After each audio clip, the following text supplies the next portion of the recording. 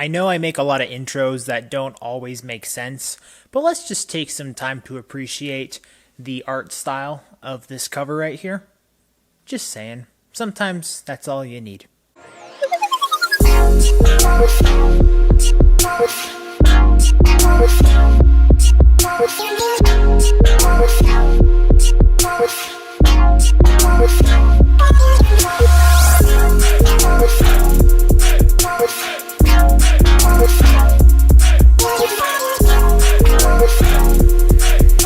Welcome back to Y.E.S, everyone. Today we're going to talk about Mordechai, the third studio album released by Khruangbin. I keep trying to make sure that I pronounce that right, so my apologies, but I think I got it, so let's keep going. Now, earlier this year, I reviewed an EP they released with Leon Bridges, and for the most part, I enjoyed a lot of aspects of that EP.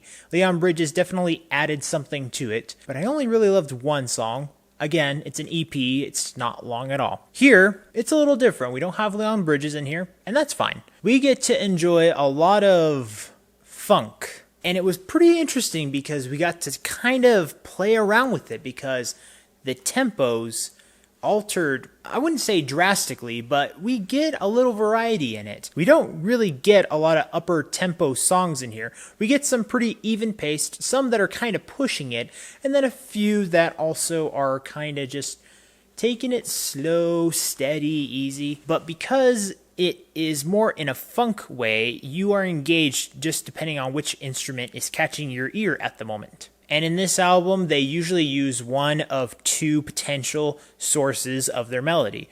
One is their vocals that they can use, which are utilized okay in some of the songs. And then other times, it's just kind of more of a background effect. But the other one that they tend to use a lot is the guitar. And my word, there is some very captivating guitar in order to draw you in and keep you interested throughout the song that it happens to be most dominant. My personal feeling is most of the songs that feature the guitar as the kind of head of the song, those are the ones that kept me engaged definitely the longest. Whereas the vocals that are utilized more, they kind of feel more like an essential ingredient for some sort of recipe. You know, a lot of things need butter, eggs, or milk, maybe all those things. But when the end product is created, that's not the thing that you really taste. You know that it makes that item that you probably created, but the end product is what you care about most, not really the process. That's how these vocals have come off for me. It feels like an ingredient that is part of a product, but it's not the leading ingredient that definitely says like, hey, wow, this extra sugar, this extra spice, this extra who knows what, that stuff is definitely setting the tone here. Now that I've talked about those elements, let's start talking about some of the songs that I think are worth mentioning. The first being Time, You and I.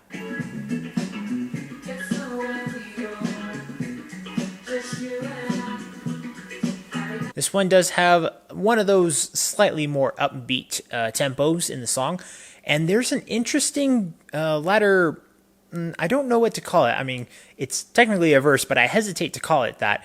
But it has a multitude of languages in it.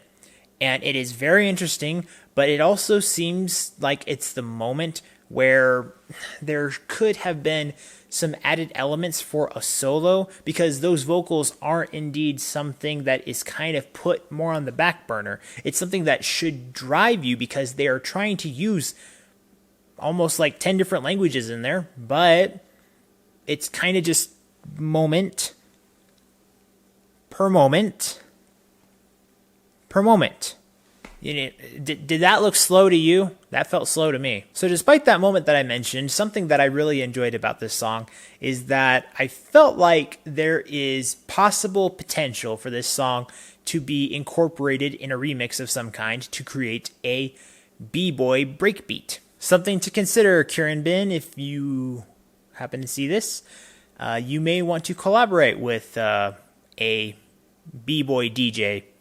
I think your style would work with them. Just saying. That or chill hop.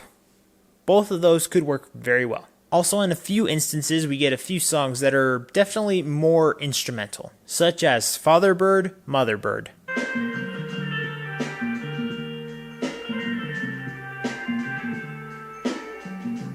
There's some lovely kind of chimes in the background of this song. And this is one of those songs that utilizes the guitar very well. It literally feels like the guitar is taking on the role of a vocalist and just is commanding the presence and the direction that this song is going in. And the very last song that's in here, called Cheetah,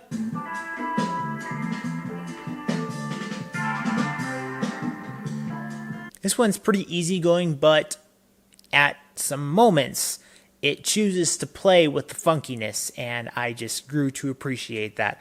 I wish it could have been used a little more, but it definitely needed to be sparingly. It needed to be used at certain moments, and I think it used it enough to be able to make me satisfied. Now, having said everything that I have right now, I don't think this is going to be something that a lot of people will particularly want to listen to with their free time. It's something that I think a lot of people might surprisingly enjoy that they were not aware of. That part I want to get out, and that's why I like to review this.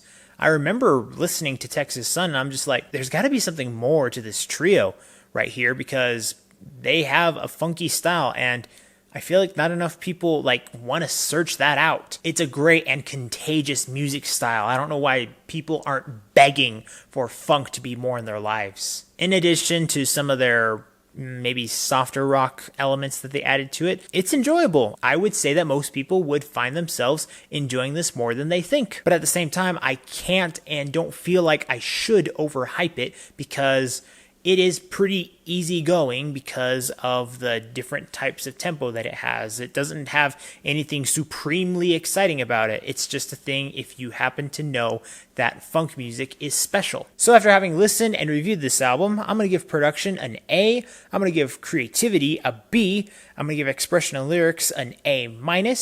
And would I recommend this album? I would give it a yeah/good. There's enough reason for me to just give it a yeah, but I do feel like it might not be the thing I return to as often, even though I respect the craftsmanship and unique approach that it has. But I'm also taking to heart kind of how I would feel like I would recommend it to someone else, not just for myself. So that's kind of what I feel comfortable with at the moment. But guys, seriously, if you watch this review, don't sleep on this album. Give it a shot and come back and let me know what you think. I think you will be surprised, even if it's just a little bit. I think it'd be worth it. As always, guys, thank you so much for watching. If you want to follow more of me, be sure to check out my social media links down in the description below, and be sure to leave a like for this video and leave a comment down below so you can engage with me. And remember, if you want to discover, promote, and review the best in entertainment, remember to subscribe here so you can get that yes in your life. See you next time.